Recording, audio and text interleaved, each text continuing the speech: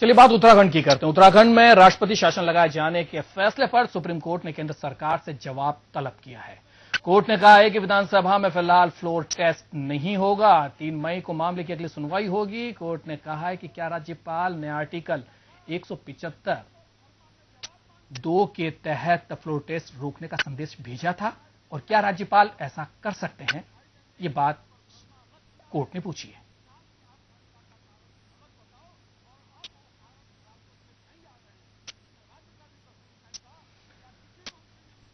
तो supreme court जो है अब इस पूरे मसले को लेकर 3 तारीख को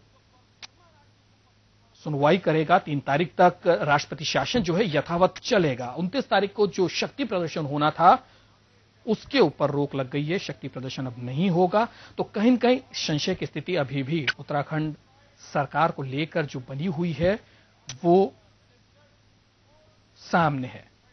तो जिस तरीके का उत्तराखंड में मामला सामने आया, सब जुडिस ये पूरा मामला है। अब अगली सुनवाई जो है 3 तारीख को होगी, यानी कि 3 तारीख तक राष्ट्रपति शासन जो है उत्तराखंड में यथावत चलेगा।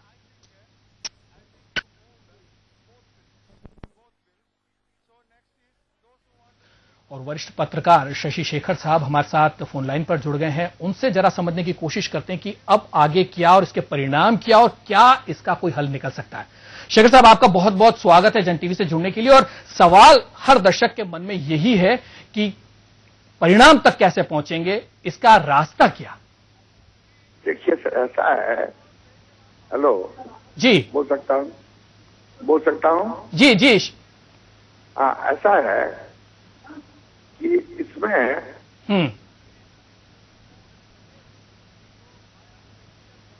जी हाँ, मैं बोलता हूं जी। ऐसा है कि ये प्रॉब्लम जो है ये आपका ये प्रॉब्लम जो है ये पहले तो ये प्रॉब्लम नहीं था। हमारे कॉन्स्टिट्यूशन जो बनाए गए थे उस समय तो ये प्रॉब्लम नहीं था जी। तो ये जब उस समय के नेता लोग जो थे, राजनीतिक पार्टी थी, वो सारे लोगों का अपना सिद्धांत और आदर्श पे टिकने का ये अपना ये था है।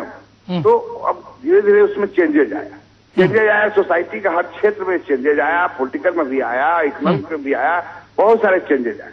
तो अब सवाल ये है कि बदले हुई परिस्थिति में किस तरह से किया जाए, इसको कैसे टैकल किया जाए कि ये प्रॉब्लम तो होगा ही होगा।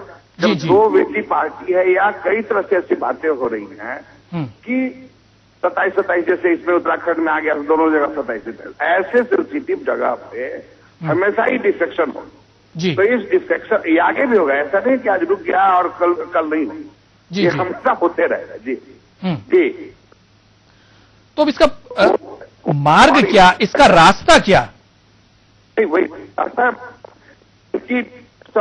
इतना है क्योंकि देखिए ये खरीद पुरुष हर जगह चलेगा, ऐसा कुछ नहीं है कि नहीं चलेगा। जी। और जो विजिबल है सामने उसको निशाना बना दीजिए और जो नहीं है उसको आप समझिए कि अब ऐसे ही हो गया, ये नहीं होगा। क्योंकि आजकल ये लोग सैलरी लेने लगे हैं। सब लोगों ने सैलरी लेना स्टार्ट कर दिया। चेंज सारे सिचुएशन इकोनॉमिक, सोशल, पॉलिटिकल सब तीनों मिक्सअप हो गया।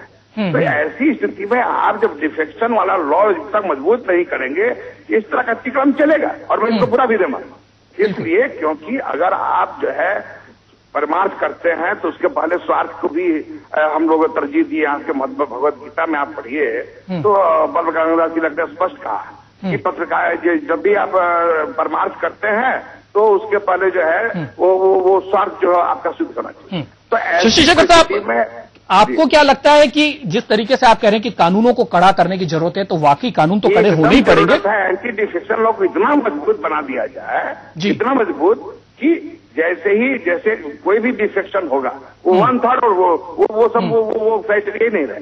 क्योंकि यहाँ पे सिद्धांत से नहीं ये पाला बदला जाता। वो अपना इंडिपेंडेंट, वो सदस्यता खत्म, वो अपना इंडिपेंडेंट लड़े, जनता का फिर सपोर्ट लें, क्योंकि पार्टी के नाम से हुआ है, बेसिकली पार्टी के नाम से है।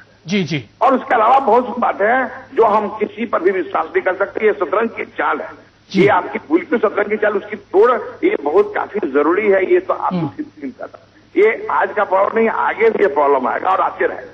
इसलिए इसका तक आप इसका तोड़ नहीं रखेंगे, जोड़ थोड़ी उसको कहा जाता है, नहीं रखेंगे तब तक ये सॉल्यूशन चलता रहे। हमारे कहने का था कि एंटी डिफेक्शन बिल जो पहले बना है उसको पूरी तरह मजबूत तरह से बनाया जाए कि एक भी या दो भी या हाथ भी कोई भी आगे नहीं हो सकता। इस पार्टी की अगर आप आगे संगठन है तो फिर पार्टी तोड़ के आएंगे तो दस्ता बंद होगी, फिर से इलेक्शन करके आए, फिर से जनता जो है सपोर्ट कराए। बस यही हम करते।